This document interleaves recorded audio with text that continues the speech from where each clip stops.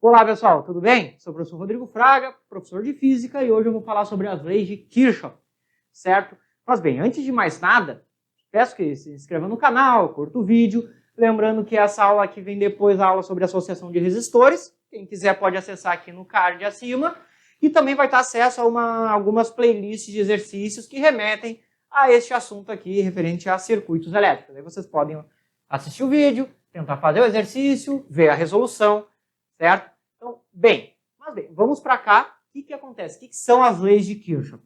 São as leis que basicamente podem ser utilizadas para trabalhar circuitos elétricos. Essas leis, temos duas, a chamada lei dos nós e a lei das malhas, certo? Bem, o que acontece, né? Começando pela lei dos nós, e depois a gente vai para alguma aplicação de exemplo. A lei dos nós vai me dizer o seguinte: se eu tenho, por exemplo, aqui eu estou representando um fio, tá? O ramo de um fio, ok? Vou fazer aqui que não acaba desse jeito. Um ramo de um fio bifurcando em outros dois, tá? Por alguma fonte de tensão, vamos supor que aqui vai passar uma corrente I0. Quando chega neste ponto, neste nó, o fio bifurca e eu vou ter correntes I1 e I2, né? Essa lei dos nós é basicamente uma lei de conservação de carga elétrica, né? O que vai dizer? Que essa corrente I0 é igual às correntes I1 mais I2. Ou seja, essa corrente se dividiu em duas, certo? Conservação da quantidade de carga elétrica, em consequência, conservação da corrente elétrica. Essa é a dita lei dos nós, né? A primeira lei. A segunda lei é a chamada lei das malhas, né? O que a lei das malhas vai me dizer? Certo? Que a soma, né? Ou melhor, a soma dos potenciais dos resistores, certo? O que é R vezes I? É tensão, né? E o que é a segunda lei? Que a soma dos RIs é igual à soma das diferenças de potenciais. Mas como é que eu explicaria isso aqui? Olha só, fazer o seguinte circuito, tá? Aqui uma diferença de potencial epsilon, tá? Pode ser V também, quem está mais familiarizado com V. Aqui R1, aqui R2, e eu vou colocar aqui um R3, certo? Isso aqui é um circuito elétrico, certo? O que é uma malha de um circuito? É o caminho fechado que eu consigo fazer ali dentro daquele circuito. Como é um circuito apenas com uma malha, e como é que eu sei disso? Que eu só consigo fazer um caminho fechado, que é este aqui. Então, temos aqui uma malha, né? Malha, por que este nome? Porque se eu for fazer um circuito mais complexo, cheio de resistores para lá e para cá, eu posso pensar que eu vou ter vários pedaços de retângulo, cada um, que é como se fossem malhas tipo de um tecido, assim, né? Remendado, vários pedaços de pano para lá e para cá. Uma malha. Ok? Bem, como é que funciona? Vejo que temos uma fonte de tensão, tá? E aqui eu peguei uma orientação que eu escolho a próprio gosto, tá? Esse é o legal das leis de Kirchhoff. Tu não precisa te preocupar em pegar a orientação certa. Eu escolhi a orientação sentido horário, pois é a orientação que a corrente que vai sair aqui da fonte vai percorrer, tá? Mas pode ficar livre escolha, certo? Qual é a ideia? Eu vejo que eu tenho uma diferença de potencial aqui, tá? Então eu tenho epsilon, certo? E junto com isso, eu tenho outros resistores. Só que cada resistor vai ser percorrido por uma corrente elétrica, que neste caso vai ser a mesma para todos os resistores. Por quê? Porque eu tenho um mesmo fio, associação em série. A gente viu lá na aula de associação de resistores que no mesmo ramo eu tenho sempre a mesma corrente elétrica. Ok? Então, o que eu estou querendo dizer com isso aqui? Olha só, que este potencial epsilon é igual a R1I mais R2I mais R3I. E isso que é a segunda lei de Kirchhoff, a lei das malhas, né? Olha só o que eu fiz. Eu utilizei uma malha, um caminho, para encontrar uma expressão que determina, né? Escrever mais aqui embaixo para usar o outro lado do quadro, a relação entre os potenciais e os resistores, né? Mas, bem, de onde é que surge essa lei? Basicamente da questão do equilíbrio eletrostático, né? O que acontece? Cada resistor representa uma queda de tensão. Ou seja, se isso aqui fornece 30, por exemplo, eu posso dizer que cada um vai gerar uma queda de 10 volts. 30 aqui, cai 10, vai para 20, cai 10, vai para 10, cai 10, vai para 0. Né? Fechou os 30 volts de diferença. Ok? E então, essa fonte de tensão, o que ela for fornecer, vai ser o que esses caras juntos vão não desfornecer, mas eles vão gerar queda de potencial. Né? Uma outra forma de falar essas leis de Kirchhoff é que a soma das fontes, somado com as quedas de potencial, é igual a zero. Né? Bem, isso aqui é um exemplo. Tá? E veja que como eu tenho I em todos, basta somar todos os resistores e eu acho que a corrente elétrica neste circuito. Certo? Bem, outra situação que podemos ter aqui é a seguinte. Olha só. Eu tenho aqui um E1. Eu tenho aqui um E2. Eu tenho aqui um R1. E aqui R2. R3. Um outro exemplo. Como é que a gente pode montar? Certo? Bem, eu vou escolher um caminho, tá? Mas primeiramente eu vejo o seguinte, eu tenho um nó aqui e aqui. Então eu tenho que pensar nessa primeira lei, lei dos nós, certo? Eu vejo que eu tenho duas fontes de tensão, tá? Só que eu tenho que cuidar que eu vejo que elas estão uma oposta à outra, certo? O que acontece? Eu consigo formar três caminhos fechados aqui. Um primeiro aqui dentro, ó, que eu vou escolher este sentido, né? Sentido horário. Aqui eu também vou escolher sentido horário, ó, um outro caminho fechado. E do lado de fora, eu também posso pensar ó, um resistor aqui também no sentido anti-horário. Tá? Na real, eu posso escolher o sentido que eu quiser, mas eu estou usando todos os horários aqui para fins de não sair muito do padrão, não ficar tão confuso. Ok? Bem, o que acontece? Olha só, dos potenciais. Eu vejo que esse potencial vai fornecer corrente no sentido que eu escolhi, no sentido horário. Então, eu tenho ali um E1. Só que o E2 ele está no sentido oposto, ou seja, ele vai gerar uma corrente sentido oposto. Então, essa fonte aqui está me gerando queda de potencial. Então, eu vou fazer E1 menos E2, certo?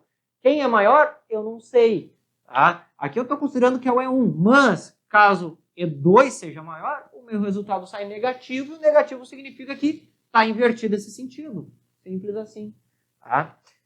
Bem, isso aqui é pensando na malha 1. Quando eu chegar em R1, e aí eu vou determinar o sentido de cada uma das correntes. Neste caso, eu vou determinar o sentido este aqui para todas. Tá? Aqui eu vou chamar de I1, aqui I2, aqui I3. Tá? Ou melhor, I2, 3, né? Por quê? Porque eu estou no mesmo fio, eu tenho a mesma corrente. Ok?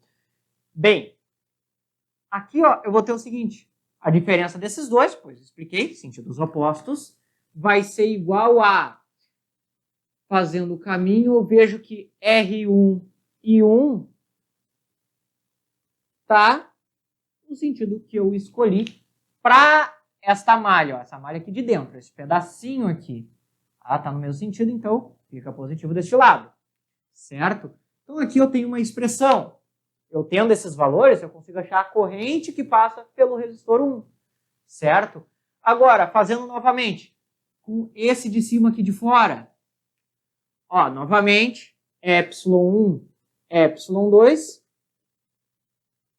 aqui vai dar R2 e 23, mais R3 e 23, né? 23 porque é de 2 e de 3, né?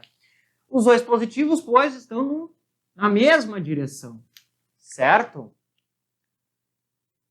Tem uma outra relação. E veja, eu consigo ver que estes dois, ó, são iguais, né?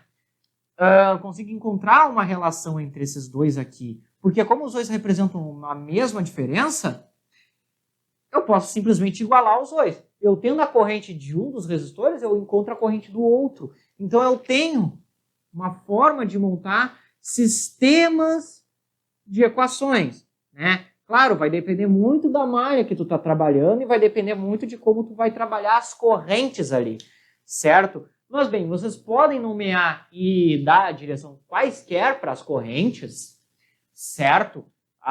Sem precisar saber, porque quando for fazer o cálculo, a direção vai ser representada pelo sinal. Se o sinal for positivo, é porque, vamos dizer assim, tu acertou a direção. Se der negativo, é porque tu errou a direção, tu só basta inverter, ok? E aqui temos uma situação, certo? Bem, uma consequência que eu tenho nessa lei de Kirchhoff é a seguinte, olha só, se eu tenho aqui uma fonte de tensão, tá? Aqui o valor R1, aqui mais acima, um valor R2. E aqui por dentro, vou considerar essa malha, sentido horário, tá? Se eu considerar as correntes I1 e I2, o que eu vou ter? Ó, nessa direção, saindo daqui, indo para esse ponto, certo? Do primeiro lado, como eu não tenho uma fonte de tensão nessa malha, eu considero zero, certo? E bem, seguindo, eu vejo que R2, ou melhor, I2 está no sentido que eu supus aqui. Então, R2 e 2. Só que, completando a malha, eu vejo que R1 está no sentido oposto. Então, eu coloco um sinal de menos R1 e 1. Bem, se isso aqui está somando, subtraindo, passo somando, eu vou ter isso aqui, ó, R1 e 1 igual a R2 e 2, que é uma relação que se encontra o quê? Entre os dois resistores em paralelo, né? Uma proporção entre eles, ok? Isso por quê? Porque como os dois estão submetidos à mesma diferença de potencial, A e B, o produto RI de cada um deve ser o mesmo, né? Pois isso aqui representa o potencial de cada um, que é igual, tá? Então temos aqui algumas aplicações nas leis de Kirchhoff, certo? Bem, um exemplo onde eu posso fazer aplicação é a seguinte. Deixa eu apagar aqui.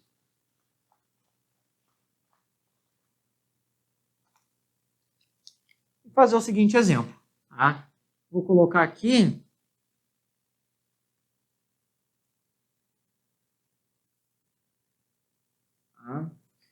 uma fonte de tensão. Aqui, alguns resistores, tá? Aqui eu vou chamar de... vai gerar um potencial E. Aqui eu vou colocar 10 volts. Aqui eu vou colocar 2 ohms. Aqui um valor I, certo? E aqui um valor de... também um outro valor. Aqui eu vou botar I1, aqui eu vou botar I2, tá? E aqui um valor de 5 ohms, certo? Bem, este 2 eu vou considerar como sendo de o ampere. E é isso. O que eu quero achar aqui?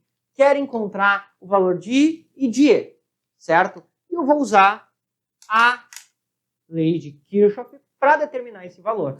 Ah, e também outra coisa que eu consigo achar, a corrente que é fornecida pela fonte de tensão. Tá? A corrente total, certo? Bem, olha só, o que ocorre? Primeiramente, vou escolher minhas malhas. Tá? Vou escolher esta primeira aqui. Vou botar agora o sentido anti-horário. Tá? Peguei essa fonte aqui e considerei ele como sendo maior. Tá? Até porque é ali que está a direção da corrente elétrica. Facilita. Certo? O que eu tenho aqui? A primeira malha, ó, 10 volts. Eu vou ver qual é a outra fonte de tensão que eu tenho. O E. Certo? Bem, E, o potencial aqui, ele está, ó, aqui positivo. Ele está no sentido oposto à da minha fonte de 10 volts. Então, menos E. Igual a, do outro lado, eu vou colocar os resistores. A corrente no mesmo sentido e a resistência de 5. Então, R, I. 5 vezes 1. Então, eu vou ter que 10 menos E é igual a 5. Daqui, E tem que ser igual a 5 volts. Então, eu descubro aqui que o potencial dessa fonte é de 5 volts. Certo? A diferença de potencial. Se eu achasse menos 5, significa que isso aqui está invertido. Né? Daí, então, erro de coerência, que não é o caso. Tá? Uma malha. Outra malha, eu posso considerar, por exemplo, essa aqui de cima. Olha só. Essa pequena aqui, colocando aqui o sentido positivo. Certo? Acabei de achar o E, eu posso aproveitar. Então, veja, o que eu tenho aqui. Certo? Essa fonte E está no sentido que eu estipulei, no sentido anti-horário, em relação a esta malha, então esse 5 é positivo. É a única fonte, deixa assim. Do outro lado, eu coloco os resistores. Eu vejo que este 1 ampere está no sentido contra ao que eu estipulei. Então, ele vai ser negativo aqui, vai ser menos 5I, ou 5 vezes 1. Essa corrente que eu coloquei aqui, no mesmo sentido que eu estipulei. Então, vai ser mais R vezes I. 1. Aqui eu vou ter 5 igual a menos 5 mais 2 e 1. Esse 5 passa somando, vai dar 10.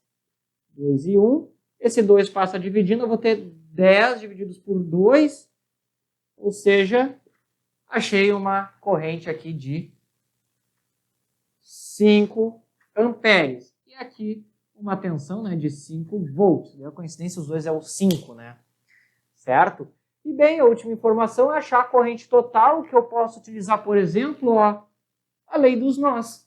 Pois aqui chega um I. Do outro lado sai o ampere mais aquele 5. Ou seja, a corrente total de 6 amperes. Certo? Então eu consigo encontrar o quê? A corrente que passa em cada um dos meus resistores, eu consigo encontrar a fonte de tensão, a corrente total fornecida pela fonte, e para cada um eu consigo fazer simplesmente um cálculo aqui simples, né? Basicamente um cálculo de achar o X ali, por exemplo. Certo? E eu consigo encontrar sem precisar fazer toda aquela mão de resistência equivalente, até porque com uma segunda fonte de tensão, já dificulta a ideia de resistência equivalente, pois eu não sei, isso aqui não representa resistência, é uma fonte de tensão, certo? É uma outra maneira de trabalhar. Claro, às vezes a resistência equivalente se faz mais útil, mais prático, certo? Há outros casos, as leis de Kirchhoff fazem mais praticidade, principalmente quando tem que encontrar a corrente que passa no respectivo resistor, né? Certo? Ou quando tem fontes de tensão a mais no meu circuito. Não é uma fonte só, não. Eu tenho várias. Certo? Aqui, por exemplo, ó, já poderia se dizer que dificulta um pouco eu ter que trabalhar com esses cálculos, pois tenho duas variáveis. Certo? Dependendo da informação que a questão está dando. ok? E essa aqui é uma relação muito boa que dá para usar aí para qualquer associação, né? Qualquer par de resistores em paralelo. Que este produto é igual entre eles, né? Não preciso nem considerar o potencial entre eles. Se eu pensar que A e B são os terminais, eu tenho essa igualdade aqui entre eles, certo? E bem, isso aqui foi basicamente uma ideia sobre as leis de Kirchhoff. Temos várias outras maneiras de escrever ela, né? Mas eu quis dessa maneira para conseguir ajudar a separar, né? Coloco fontes de um lado, resistores do outro, ok? E um exemplo de aplicação onde é que pode aparecer, certo? E bem, pessoal, espero que eu tenha ajudado vocês, tá? Dúvidas ou sugestões podem colocar nos comentários, certo? E lembrando aí dos cards, das playlists de exercício, para vocês poderem ver, estudar, ver a resolução. E bem, pessoal, desejo a vocês bons estudos e até a próxima!